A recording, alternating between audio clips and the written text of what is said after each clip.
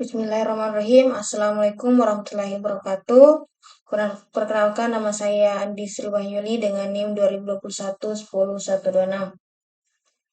Baik, di sini saya akan menjelaskan atau memaparkan materi dengan pengembangan sumber daya air dengan topik pengendalian daya rusak dengan judul yang saya ambil yaitu lingkungan di Sulawesi Tenggara terancam limbah tambang nikel, banjir di darat, rusak di laut. Baik, di sini saya akan membahas metodologi. Metodologi tentang topik yang saya ambil itu pengendalian daya rusak. Baik, Indonesia adalah negara dengan cadangan nikel terbesar di dunia. Badan Energi Internasional memprediksi peningkatan produksi nikel di dunia mencapai sedikitnya 65% pada tahun 2030 nanti. Didorong oleh kebutuhan material baterai kendaraan listrik, Indonesia diperkirakan bakal memenuhi 2/3 kebutuhan dunia. Sejauh ini Indonesia sudah menandatangani sejumlah kontrak bernilai miliaran dolar USD dengan perusahaan-perusahaan asing yang berniat berinvestasi pada tambang nikel serta tempat pengolahannya. Akan tetapi, pengamat menilai masalah lingkungan di kawasan tambang, baik nikel maupun lainnya, masih menjadi pekerjaan rumah di dalam negeri. Pemerintah Indonesia bukannya tidak tahu soal itu, Kementerian Energi Sumber Daya Air Mineral atau SDM mengaku bahwa pencemaran lingkungan akibat tambang telah menjadi perhatian. Di Pulau Labengki, Sulawesi Tenggara, anak-anak Bajau bermain di laut setiap pagi dan sore. Mereka melompat dari dermaga ke air yang jernih dan menyelam ke dasar laut yang berpasir putih. Namun entah sampai kapan kegembiraan mereka akan bertahan sebab pemandangan ke bawah laut Pulau Labengki kini tidak sejernih dahulu. Ada kalanya keruh akibat limbah dari tambang tersebut. Meski kawasan pulau dihuni oleh orang-orang Bajau, ini bebas dari aktivitas tambang, namun Pulau Labengki lokasinya berseberangan dengan kawasan pertambangan nikel Kabupaten Konawe Utara. Di kabupaten tersebut terdapat sekitar 50 perusahaan tambang nikel yang beroperasi. Inilah gambaran Pulau Labengki yang berada di sekitar perusahaan tambang nikel tersebut. Baik, selanjutnya di sini ada sini saya akan menjelaskan Pulau Labengki bebas tambang nikel tidak bebas dari limbahnya. BBC News Indonesia mengunjungi Konawe Utara dan melihat kehidupan orang Bajau di dunia di dua tempat berbeda, saya di Pulau Labengki dan di seberang pulau yang berdekatan dengan area tambang tersebut. Saat perahu merapi di Pulau Labengki, hamparan pasir putih menyambut kami. Ada bintang laut berwarna krim dengan tutul coklat terlihat jelas di dasar air yang dangkal. Anak-anak Bajau bermain dengan bintang laut itu. Saat musim hujan tiba, dia berkata, limbah dari area pertambangan nikel terbawa arus ke perairan Pulau Labengki.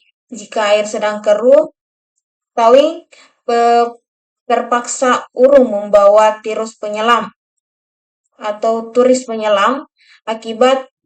Akibatnya tidak hanya penghasilannya yang hilang, tetapi juga pemasukan untuk warga masyarakat Pulau Labengki lainnya. Alat selam yang dipakainya adalah milik kelompok dasar wisata atau Pokdarwis.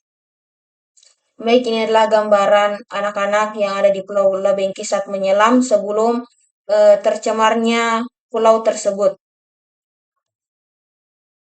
Baik, di sini selanjutnya saya akan menjelaskan kehidupan berdampingan dengan tambang nikel.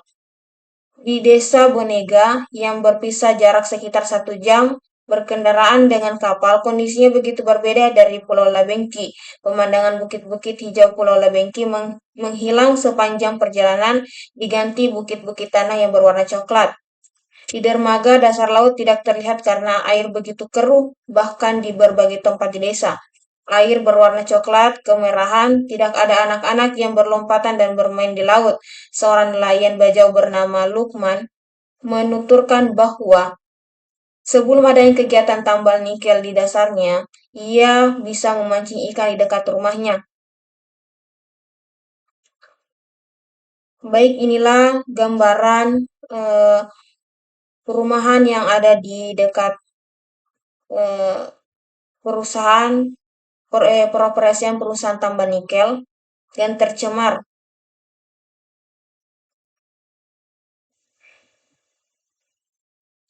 Selanjutnya, mengapa tambang nikel mencemari lingkungan? Menurut staf khusus Menteri ESDM bidang percepatan tata kelola mineral dan batubara, Profesor Irwandi Arif, perusahaan-perusahaan tambang nikel seharusnya telah memiliki sistem dan teknologi mumpuni dengan pengolahan limbah untuk mencegah pencemaran. Mungkin kalau hujan, bagaimana tanah akan tererosi oleh air dan tidak bisa dikontrol, kata Profesor Irwandi. Tapi, kutip, tapi kalau perusahaan-perusahaan yang ilegal sudah dihimbau untuk memiliki sistem penanganan air sebelum dibuang ke laut. Selain itu, menurutnya pencemaran dan kewajiban perusahaan-perusahaan tambang telah tercangkup dalam dokumen AMDAL atau analisis mengenai dampak lingkungan hidup perusahaan. Meski demikian, menurut Novita Indri selaku juru kampanye program Trend Asia, kenyataan di lapangan menunjukkan sebaliknya. Inilah gambaran laut yang terkena pencemaran eh, perusahaan tambang nikel tersebut. Baik, itulah tadi presentasi yang sempat saya sampaikan. Jika ada salah kata, mohon dimaafkan. Wabillahi taufiq wa hidayah. Wassalamualaikum warahmatullahi wabarakatuh.